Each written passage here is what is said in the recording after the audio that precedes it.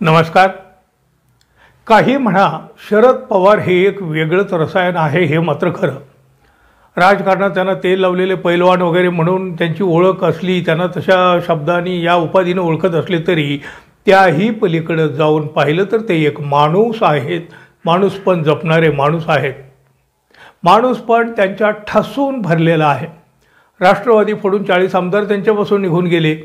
शरद पवारांनी एक शब्दही वाईट काढलेला नाही.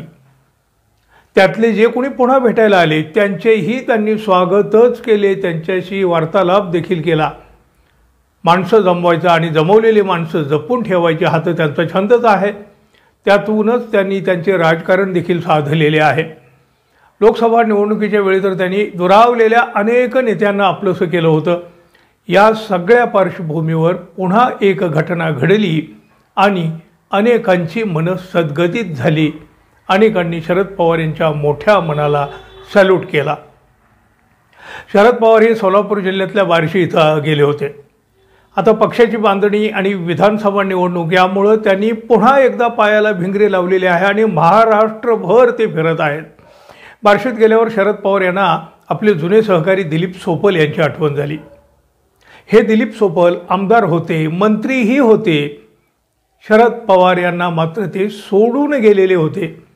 सध्या ते उद्धव बाळासाहेब ठाकरे शिवसेनेत आहेत. बार्शीतला शेतकरी मेळावा झाला आणि शरद पवार यांना जुन्या सहकाऱ्यांची आठवण झाली. खरं तर तसं पाहिलं तर आपल्याला सोडून गेलेल्यांची कशाला आठवण यावी, आणि आठवण आली तरी कोण कोणाची त्याची दखल तरी का घ्यावी. पण राजकारण वेगळं आणि वैयक्तिक संबंध वेगळे, आणि हेच जपणारे शरद पवार यांनी थेट दिलीप सोपल यांचं घर गाठलं. माजी आमदार प्रभाताई झाडबुके यांच्याही घरी ते पोहोचले.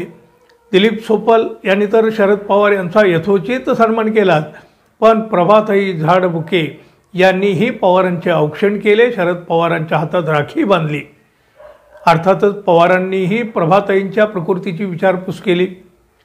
तिथून ते निघाले ते सरळ सोपल यांच्या घरी जाऊन धडकले. दिलीप सोपल यांनी काही वर्षापूर्वी शरद पवार यांची साथ सोडलेली, तरीही शरद पवार त्यांच्या घरी पोहोचले होते. अहो, या भेटीमुळं सगळ्यांच्या भुवया उंचावल्या. कुणी याकडे राजकीय खेळे म्हणून पाहिलं तर कुणी शरद पवार यांच्या मोठ्या मनाला सलाम केला.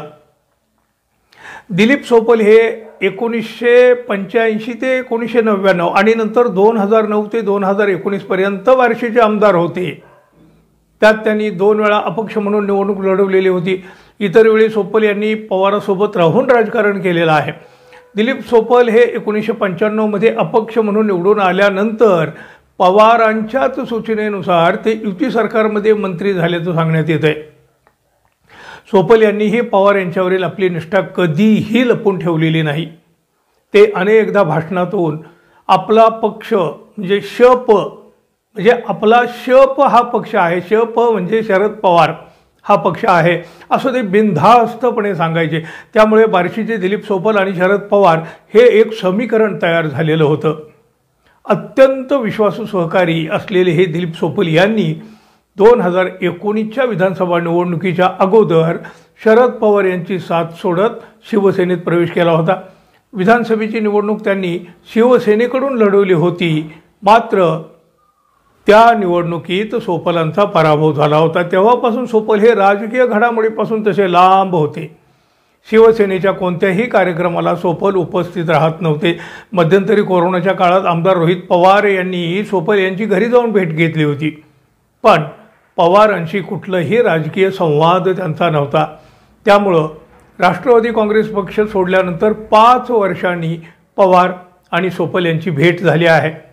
त्यामुळं या भेटीची राजकीय क्षेत्रात विशेष चर्चा तर आहे, पण अनेक जण या भेटीकडे भावनिकतेने पाहत आहेत. राजकारणातलं उत्तुंग व्यक्तिमत्व असलेले शरद पवार या वयातही जुन्या सहकार्याच्या घरी पोहोचले. असे सहकारी की ज्यांनी काही वर्षापूर्वी शरद पवार यांना सोडलेले होते. मनात काहीही न ठेवता शरद पवार स्वतः या जुन्या सहकार्याच्या घरी पोहोचले. या भेटीनं शरद पवार यांचं आभाळा एवढं मन पुन्हा एकदा दिसून तर आलंच, पण अनेकांच्या डोळ्याच्या कडा कळत न कळत ओल्याही झाल्या. राजकारण असावं, पण असं असावं राजकारण. मित्रांनो, तुम्हाला काय वाटतं या भेटीबद्दल? सॅल्यूट तर करणारच ना? जरूर करा. आणि हो, आपण अजून आपल्या चॅनलला सबस्क्राईब केलं नसेल, आपण आपल्या चॅनलवर नवीन असाल तर कृपया सबस्क्राईब करावं ही अपेक्षा आहे. धन्यवाद. पुन्हा भेटू. तोपर्यंत नमस्कार.